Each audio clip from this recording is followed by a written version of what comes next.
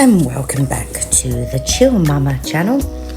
And today we're going to continue reading Amelia Jane, Naughty Amelia Jane. And this is chapter 4, and this chapter is called Amelia Jane and the Cowboy Doll. Now one day a funny little doll came to stay with the toys in the nursery. He was a cowboy doll. He didn't belong to the children who owned the nursery. He was just lent to them for a few days. He was dressed in shaggy trousers, leather tunic and a cowboy hat.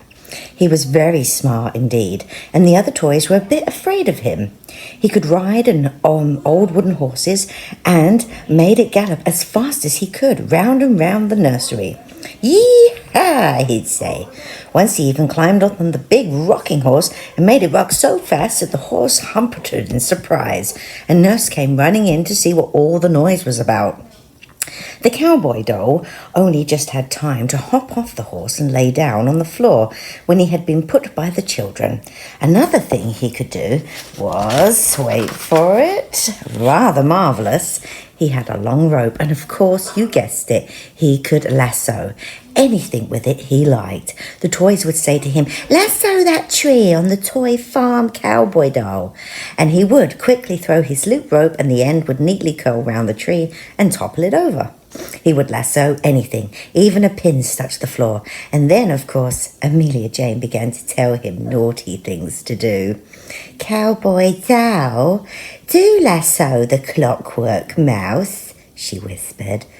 "Oh, do. Look, he's over there sniffing at that brick." The cowboy doll grinned evilly. He had a most wicked face. He threw his rope neatly, and the loop at the end dropped right over the mouse's head. Click! The mouse gave a squeak of surprise and tried to run away, but the rope held him so tight he was very frightened. "You shouldn't tell the cowboy doll to do that, Amelia Jane," said the gollywog crossly. "Why must you always get into mischief? Go and unite the mouse quickly." "You go, golly," said Amelia Jane, giggling as she thought of more mischief she could do. "You are better at knots than I am." Well, the mouse was squealing loudly, so that the golly really thought he had better go and help, so off he went. And Amelia Jane nudged the cowboy doll and whispered to him, "Where's your other rope?" "Lasso, golly." He will get such a shock. So when Golly was bending over the mouse, trying to undo the loop of rope round him, there came a whizzing noise through the air, and another rope fell neatly round the Golly's wrist. Click! It pinned his arms to his sides, and he couldn't move. What a shock he got. "You're my prisoner, Golly," grinned the cowboy doll. "Come over here." "I won't," scowled Golly. "Let me go." But he had to walk over to the cowboy doll and Amelia Jane, because the cowboy doll pulled hard at the rope. Golly had to come with it. He was so angry. Amelia Jane thought lassoing was a lovely thing to do. She wanted to learn, and the cowboy doll said he would teach her. "No, you are not to teach her," said the golden-haired doll sharply. "She is quite naughty enough with learning more tricks. You are not to teach her." But the cowboy doll was not used to obeying other people, so he took no notice at all. He began to teach Amelia Jane, and she tried very hard to learn. Soon she could throw a rope wonderfully well, and then at one time the toys had a terrible time as she was getting so good. They never knew a rope was going to come whizzing through the air after them, falling over their heads and shoulders. It was most terrifying. Amelia Jane practiced very hard, but she could not quite get so good at it as the cowboy doll, for he was far more experienced. Once she sent the rope flying through the air to catch the teddy bear as he walked along, and she missed him and got the rope round the chimney of the doll's house. Of course, she pulled too hard and the chimney came off and fell on top of the bear's head. He was very cross indeed, and she threw the chimney at Amelia Jane. She threw it back and it hit the nursery cat on the nose. He was most surprised and looked as if he was going to eat Amelia Jane. So she ran into the cupboard till the cat had gone down to the kitchen for his mealtime. The toys made her climb up to the doll's house roof and put the chimney on again. She didn't like that at all, but she had to do it. But even then, she wouldn't stop lassoing things. She lassoed the humming top when it was spinning and made it fall down in fright. She threw her rope at the cow in the farmyard, but caught the farmer himself and jerked him so high in the air that he really thought he was flying. He came down in the coal scuttle and was very angry about it. He told all his cows to go and bite Amelia Jane, and she had to climb up onto the shelf out of the way. Another time she was very naughty indeed. She thought she would lasso Mr. Noah, who lived in the wooden ark, and gave him a shock. He didn't like Amelia Jane at all, and wouldn't even say good morning to her when he met her. So Amelia waited for him to come out with all the animals. "I'll lasso him right now," she said to the cowboy doll with a huge grin. "Watch this." She sent the rope through the air, whiz, but she missed Mr. Noah, and the rope fell neatly round 2 tigers and 2 bears. How they roared. Rah, rah, rah. They bit through the rope in a twinkling, left the line of animals, and one tore over to where Amelia was standing with the cowboy doll. The bears bit the cowboy doll so hard that they made a hole in his shaggy trousers. The tigers scratched Amelia Jane on the legs, and you should have heard her yell. "Ah!" "It serves you right," said Gollywog, who had been watching. "You've told everyone so many horrible things, and you keep lassoing people." So for a little while, Amelia Jane was fairly good, but then something happened that made her bad again. Somebody left a bag of sweets on the nursery mantelpiece. They belonged to one of the children, and Nurse had put them up there. Amelia Jane saw them and looked longingly at them, for she loved eating lots of sweets and chocolates. How could she possibly resist these sweets? She looked up at the mantelpiece and thought hard. The clock ticked away 3. The goldfish globe winked back. It stood on the mantelpiece too, and was full of little black tadpoles that the children had found in the ponds and collected. The china cat stood there too, watching the tadpoles wriggling about, and just by the cat there was a bag of sweets. "Oh, I know how I'll get them," said Amelia suddenly. "I can lasso them with the cowboy's rope.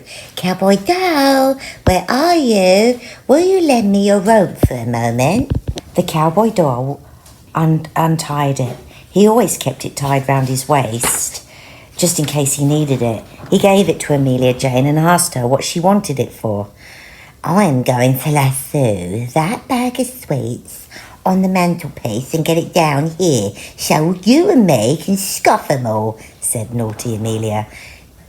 And Cowboy Doll was like, "Yeah, all right, sounds good. You better let me do the lassoing, though. You're only going to lasso the cat or the clock, Amelia Jane." "No, I want to do it," said Amelia. She looked up at the mantelpiece and swung the rope carefully. Whiz, it flew up to the mantelpiece. It missed the bag of sweets, it missed the clock, and it missed the china cat, but it caught the goldfish bowl. It fell neatly round it, and the rope was tight. It pulled at the bowl. It toppled over. Splash! All the toys were watching. They all shrieked. Ah! The water poured out of the bowl all over Amelia and the cowboy doll, who were just underneath it. Tadpoles fell down their necks, flopped onto the floor. The bowl fell off too, and all the toys thought it would smash onto the floor. But no, it was too clever for that, of course. It fell right onto Amelia Jane's head. And there she stood, wet through, with the glass bowl on her head. It looked like an extra large astronaut's helmet on her head. Well, really, the toys simply couldn't help but laugh. She looked too funny, and the cowboy doll, too, was soaked from head to foot. He was trying to get a tadpole which had fallen down his back and was tickling him dreadfully. "Don't stand there laughing at this," she said to the golly. "Those tadpoles will die out of the water. Quick, get something to put them into." The toys looked round for something, but all they could think of was Amelia Jane's teacup. She was a big doll, so she had a very big teacup.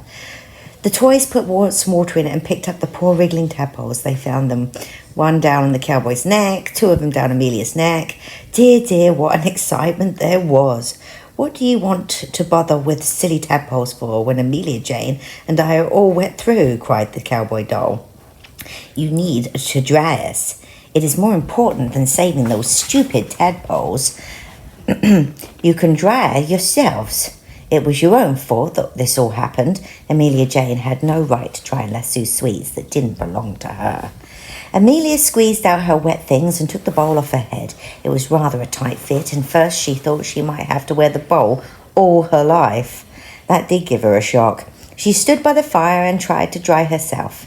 She felt very cold and sad. The cowboy doll was wet too and very angry. "You are silly," he said to Amelia. "Why don't you let me do the lassoing? I could have got the bag of sweets." But we all got was cold water and tadpoles.